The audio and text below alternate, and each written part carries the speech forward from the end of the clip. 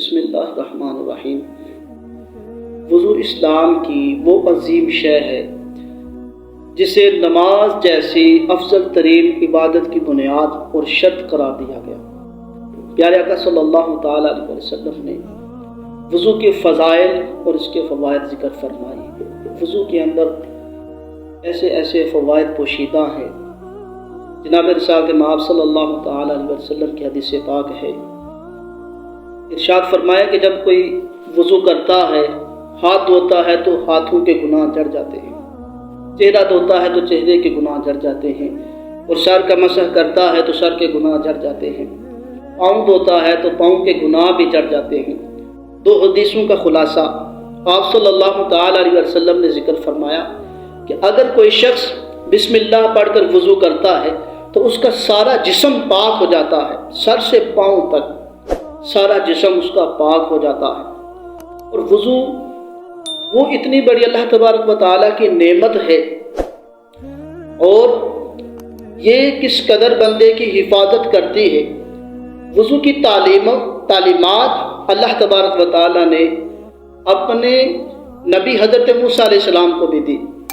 چنانچہ اللہ تبارک و تعالیٰ کی وہ حدیث قدسی جس کے اندر اللہ تبارک و تعالیٰ نے حضرت موسیٰ علیہ السلام سے فرمایا کہ اے میرے نبی، اگر بے وضو ہونے کی وجہ سے کوئی مصیبت آتی ہے تو خود اپنی ذات کو ملامت کیجیے گا۔ تو اللہ تبارک و تعالیٰ نے حضرت موسیٰ علیہ السلام کو وضو کی تعلیم ارشاد فرمائی کہ وضو کرنے سے انسان کی کس قدر حفاظت کی جاتی ہے۔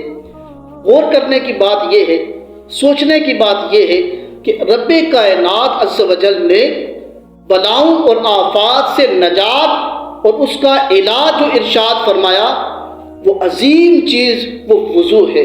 ایک چھوٹا سا عمل جسے ہم کرتے ہیں، نماز کے لیے کرتے ہیں، ہم صبح و شام کے اوقات کے لیے کرتے ہیں، ویسے ہی باوضو رہتے ہیں، تو اس چھوٹے سے عمل کی اتنی بڑی فضیلت ہے کہ اللہ تبارک و تعالیٰ نے یہ موسیٰ علیہ السلام کو فرما دیا کہ وضو حفاظت کرتا ہے۔ وضو اتنی بڑی چیز ہے جس سے بندے کا ظاہر بھی صاف ہو جاتا ہے اور اس کا باطن بھی صاف ہو جاتا ہے۔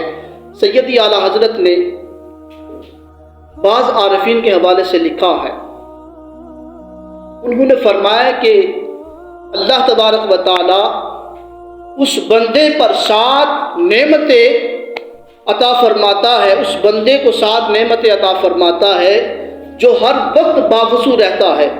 فرمایا کہ فرشتے اس کے ساتھ ملاقات کی رغبت رکھتے ہیں، اور کبھی تکبیر اولیٰ فوت نہیں ہوگی، اور فرمایا کہ قلم اس کی نیکیاں لکھتا رہے، سکرات الموت اس پر آسان کر دی جائے، اور اللہ تبارک و تعالیٰ کے فرشتے اس کی حفاظت کریں، اس کی اعضاء تسبیح کریں، اور جب تک باوضو رہے اللہ تبارک و تعالیٰ کے امان میں رہے گا۔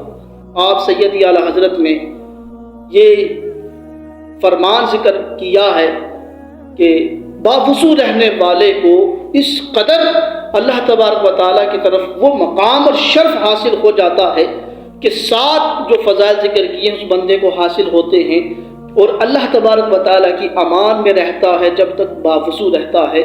اللہ تبارک و تعالیٰ ہم سب کو عمل کی توفیق عطا فرمائے۔